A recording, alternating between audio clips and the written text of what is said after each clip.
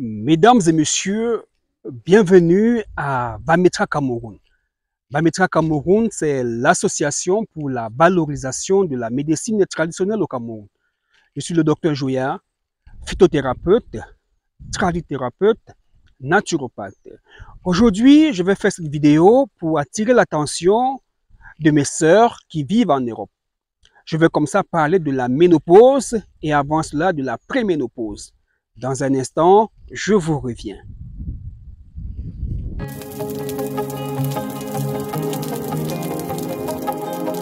Mesdames et messieurs, merci d'être restés des nôtres.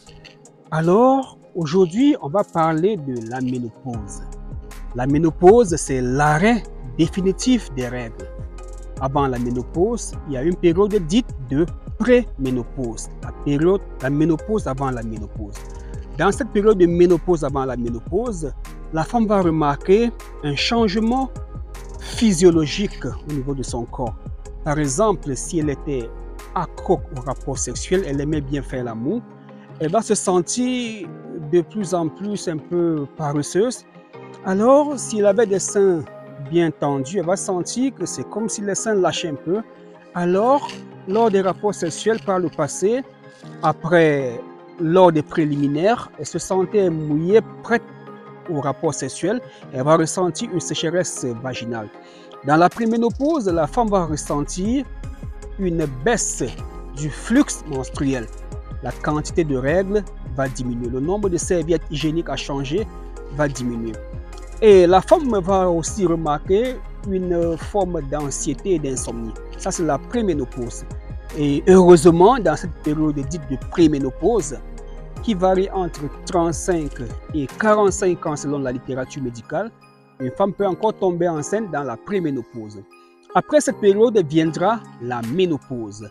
Et ce qui est important, c'est que la préménopause ou la ménopause des Blancs n'est pas pareil à la préménopause ou à la ménopause des Africains ni des Asiatiques. Alors, cette vidéo, c'est pour toi, ma soeur, ma petite soeur, encore ma grande soeur, dans une certaine mesure, qui est en Europe, qui a essayé beaucoup de FIV sans suite.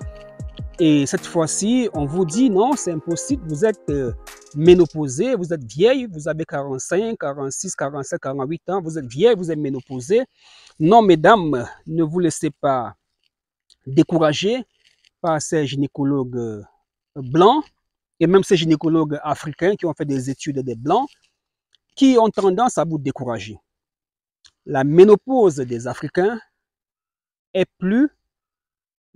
vient tardivement. D'accord? À 45 ans en Afrique, on n'est pas ménopausé. La ménopause des Africains, c'est dans la cinquantaine. Alors, si vous avez moins de 50 ans, madame, et que vos règles partent, vos règles reviennent, vos règles partent, vos règles reviennent, vous n'êtes pas ménopausé. Un, soit c'est la préménopause. Deux, vous avez un problème de dystrophie ovarienne. Vous avez un syndrome des ovaires polykystiques ou vous avez encore une perturbation hormonale ou encore vous avez une chute brutale de la réserve ovarienne pour plusieurs raisons. Alors, ce que je vous conseille, c'est de prendre le numéro WhatsApp qui s'affiche au bas du petit écran. Contactez-moi inbox. Nous allons parler de cette situation. Est-ce vraiment la ménopause? Est-ce vraiment la préménopause?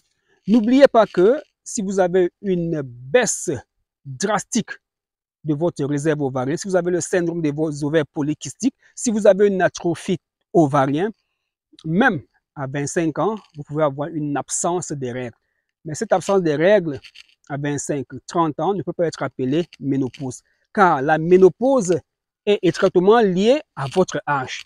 Dans la littérature médicale, on parle de 45 ans. Dès 45 ans, les médecins pensent que vous êtes ménopausé.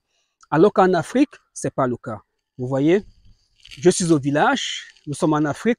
J'ai vu des dames d'un âge un peu avancé, plus de ce 45 ans, en fait, mes égaux, avec des bébés, mes égaux enceintes. Donc, mesdames et messieurs, ne soyez plus frustrés, vous avez tellement fait l'hôpital, changez un peu, revenez en médecine traditionnelle. Oui, je sais, vous avez déjà pris ce genre de tisane, ce genre de traitement. Oui, je sais, vous avez envoyé votre argent à quelqu'un quelque part en Afrique. Le colis n'est jamais venu, oui, je sais. Mais avec le docteur Joya, essayez. Par la grâce de Dieu, vous ne serez pas surpris. Alors, j'aime bien cet endroit pour faire mes vidéos parce que derrière moi, il y a l'arbre qui produit les aubergines sauvages. D'accord? Je vais profiter pour récolter les aubergines sauvages. Et lorsque je parcours la toile, Facebook, TikTok, YouTube, je vois des femmes dire plein de choses sur les aubergines sauvages. L'aubergine sauvage qui sont les cancers, l'aubergine sauvage qui sont les myomes. Et lorsque vous essayez de voir de quelle manière est-ce qu'on l'utilise pour ces choses, vous vous rendez compte qu'on vous demande de vous purger, de faire la purge. La purge, c'est quoi? C'est pas boire un remède et faire la diarrhée à longueur de journée. C'est pas ça la purge. La purge, c'est faire bouillir un médicament, faire une décoction ou macération, faire bouillir le remède pour parler simple, rempli dans un appareil qu'on appelle la poire et introduit par voie anale au niveau de l'anus. D'accord? Il y a des femmes qui vous disent que vous allez détruire un fibrome en vous purgeant. Vous allez ouvrir vos trompes qui sont bouchées en vous purgeant. Vous allez faire revenir vos règles en vous purgeant. Non. En se purgeant, qu'est-ce qu'on fait? On nettoie le gros intestin. Tout ce que nous mangeons tombe dans l'estomac. L'estomac, avec les sucs gastriques et digestifs, vont rendre ça en liquide. Ça va descendre au niveau des villosités intestinales. Ce qui est bien va aller dans notre corps.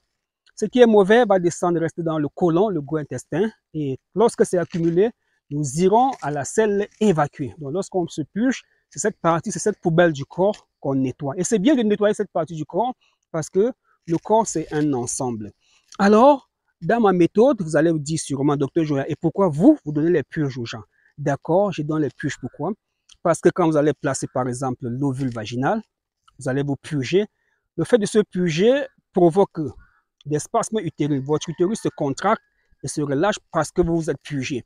Quand vous allez au sel, pour faire sortir les sels, qu'est-ce que vous faites? Vous poussez. Lorsque vous poussez, l'utérus se contracte, la vessie, voilà pourquoi les urines peuvent sortir. Voilà pourquoi, si on regarde au niveau de votre partie intime, on va voir que votre vagin est un peu entrouvert. C'est parce que vous êtes en train de pousser au niveau des selles. C'est la même chose, lorsque vous vous êtes purgé, ça déclenche un phénomène d'espasme. Vous vous purgez, à force de pousser sur l'utérus vers le bas, un fibrome, un myome peut quitter sur sa place. À force de pousser sur l'utérus vers le bas, ce qui bloque les trompes peut sortir sous l'effet de l'ovule. À force de pousser vers le bas, vous pouvez vous retrouver en train de voir un peu de sang. Alors, mesdames et messieurs, il était important pour moi de faire cette vidéo en cette fête d'année. Nous sommes le 29 décembre 2023. Je suis au village à la recherche des médicaments. La fête du 25 est passée. Demain, le 31, mais moi, je suis en brousse pour chercher vos médicaments. Ne ratez pas cette année qui commence. Surtout, abonnez-vous à ma chaîne YouTube. J'en ai trois, hein, Dr Joya, officiel, cette chaîne-ci et l'autre, Gynécologie africaine, on va mettre un truc de ce genre. Abonnez-vous à l'une des chaînes et cherchez les témoignages. Grâce aux témoignages, vous verrez que le Dr Joya ne bavarde pas, il travaille beaucoup. À bientôt, surtout, bonne année à vous.